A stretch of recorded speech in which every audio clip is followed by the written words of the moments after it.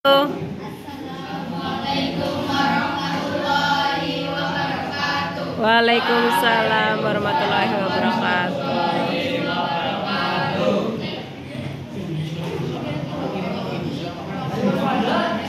Salon please, please. Kami dari Rombongan akan mempresentasikan hasil pengamatan hakikat bangsa dan negara.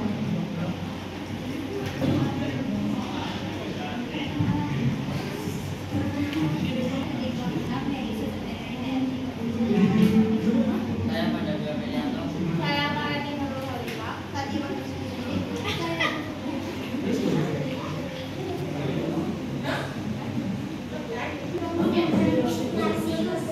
Sambil hadap sini, Mbak. Nah, Secara umum, bangsa adalah sekelompok orang yang memiliki kehendak untuk bersatu yang menuju persatuan dan wilayah tertentu. Beberapa budaya yang sama bangsa adalah terdiri dari dua hal, yaitu pada sebagian harus sedangkan menurut bangsa adalah kelompok manusia yang memiliki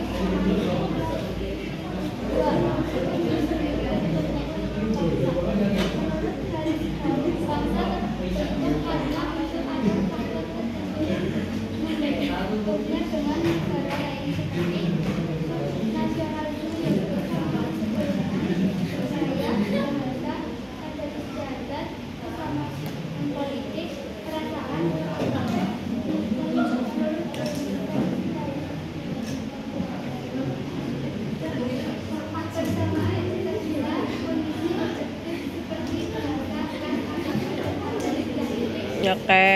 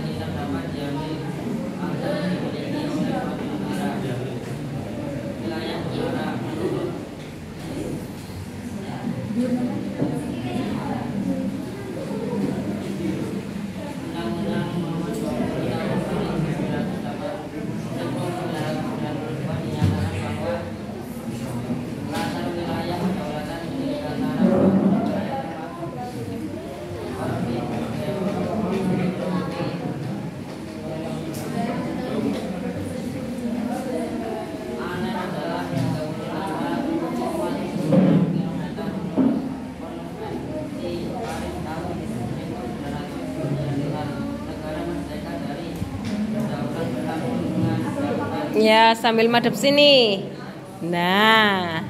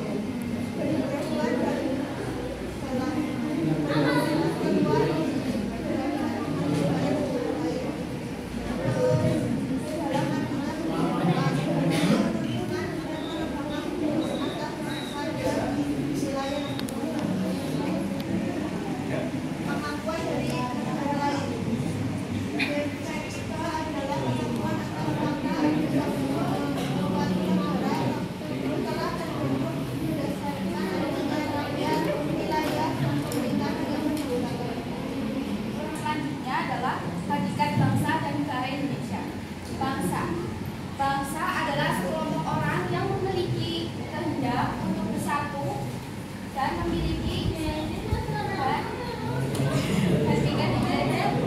Yang kedua adalah negara. Negara adalah organisasi dan di dalamnya ada rakyat wilayah permanen. Yang ketiga,